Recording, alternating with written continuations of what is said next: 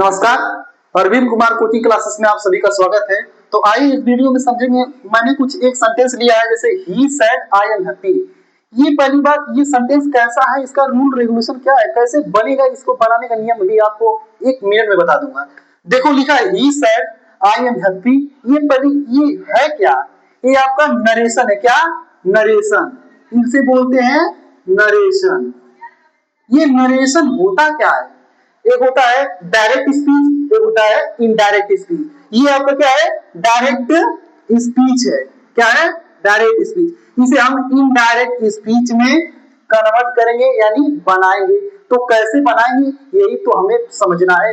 बात आती है कि यहाँ पर दो सेंटेंस दिया है। जैसे देखो यहाँ पर लिखा है ही सैड, एक दिखा आई एम हैप्पी। यहाँ पर दो सेंटेंस दिया है। अब इसे कैसे बनाना है, यही तो समझना है हमें।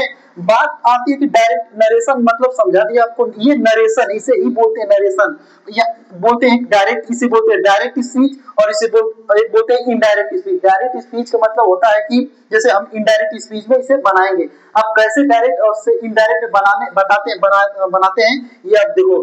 जैसे लिखा है ही सैड। ही सैड का मतलब उसने कहा। अब क्या कहा? आई एम हैप्पी, मैं खुश हूं। पर ये बात आती है कि ही सेड, यानी ही सेड को बोलते हैं हम रिपोर्टिंग वर्ब। क्या बोलते हैं? Reporting verb. I am happy को बोलते हैं रिपोर्टेड स्पीच। क्या बोलते हैं? Reported speech. अब बात आती है कि रिपोर्टिंग वर्ब होता क्या है और रिपोर्टेड स्पीच होता क्या है, ये हमें समझना होगा। रिपोर्टिंग वर्ब का मतलब होता है कि जो बात को कहता है ना, यानी किसने बोला, जो बात को कह रहा है।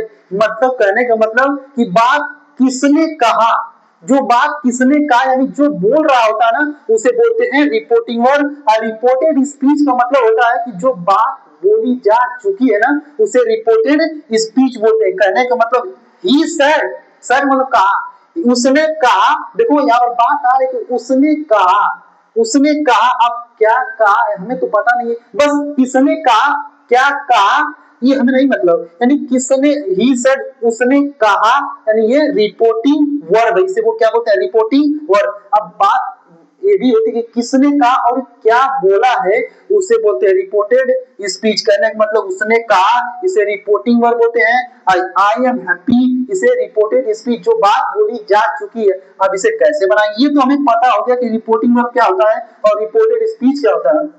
अब इसे कैसे बनाएंगे, इसका नियम आप देखो। जैसे लिखा है he said I am happy.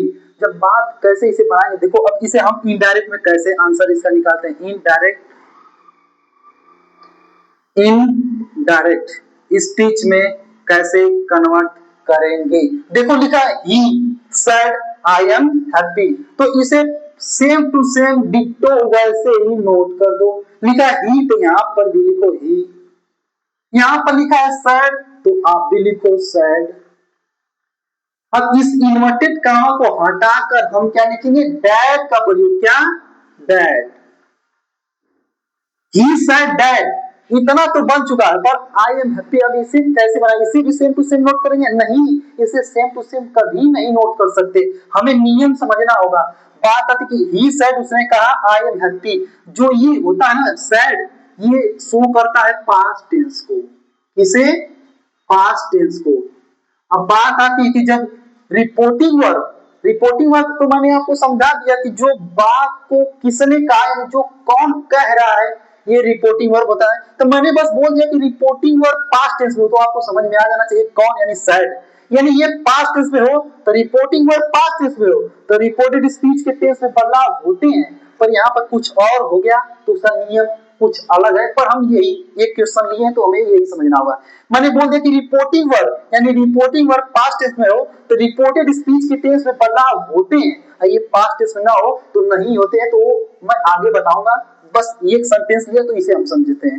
तो ही सेड, ये रिपोर्टिंग वर्ब पास्ट टेंस में हो तो रिपोर्टेड स्पीच के टेंस में बदलाव होते हैं। अब कैसे होते हैं, ये हमें समझना होगा। देखो, यानी ये पास्ट टेंस में हो तो हमें क्लियर हो गया। अब कैसे बदलाव होते हैं, ये हमें समझना होगा। यानी कैसे, देखो लिखा he said I am happy.